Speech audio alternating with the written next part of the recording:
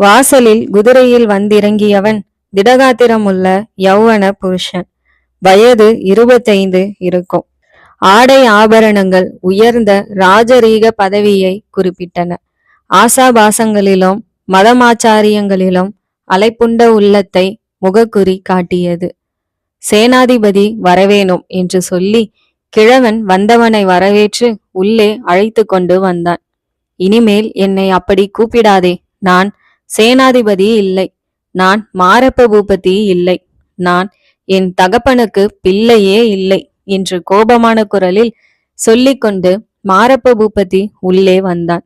முற்றத்தில் ஏற்கனவே கிழவன் உட்கார்ந்திருந்த பீடத்தில் அமர்ந்தான். யுவராஜா ரொம்ப கோபமாயிருப்பது போல் தெரிகிறது. யுவராஜாவா? யார் யுவராஜா? நானா?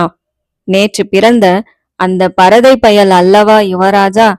இளவரசர் விக்கிரமசிங்கர் வாழ்க, ஜெய விஜயீ பவ என்று பரிகசிக்கும் குரலில் கூறிவிட்டு மாரப்ப பூபதி இடி இடி என்று சிரித்தான். சற்று பொறுத்து, அது போகட்டும் ஆச்சாரி, உன் சோழி என்ன தெரிவிக்கிறது, அதை சொல்லு என்றான். வீரபத்திர ஆச்சாரி கொல்லு வேலை செய்ததுடன் சோதிட சாஸ்திரத்தில் வல்லவன் என்று பெயர் வாங்கியிருந்தான். சோழிகளை வைத்துக்கொண்டு அவன் கணக்கு போட்டு ஜோசியம் பார்ப்பது வழக்கம். யுவராஜா, எதற்காக இந்த பிரமை உங்களுக்கு என்று ஆரம்பித்தான் கிழவன். அந்த கதையெல்லாம் அப்புறம் வைத்து கொள்ளலாம். நீ ஏதாவது பார்த்தாயா இல்லையா? வெறுமனே என்னை அழைக்கழிக்க உத்தேசமா? பார்த்தேன் யுவராஜா. உங்களுக்கு என்ன வேணுமோ கேட்டால் சொல்லுகிறேன்.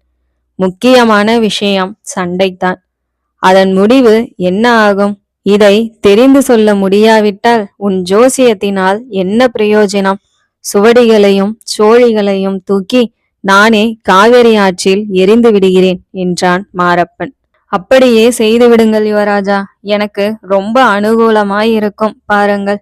என்னுடைய சொந்த விஷயத்தில் இந்த சாஸ்திரம் பிரயோஜனப்படவில்லை. ஒரே நாளில் குடும்பம் முழுவதும் அழிந்துவிட்டது. குலத்தை வளர்ப்பதற்கு ஒரு பெண் குழந்தைதான் மிஞ்சி இருக்கிறது. வள்ளி சுகமாயிருக்கிறாளா ஆச்சாரி என்று மாரப்ப பூபதி கேட்டான். அப்பொழுது அவன் முகத்தில் ஒரு விகாரம் காணப்பட்டது. ஏதோ இருக்கிறாள் என்றான் கிழவன். ஆமாம், பொன்னன் சண்டைக்கு போய்விட்டால் வள்ளி என்ன செய்வாள்?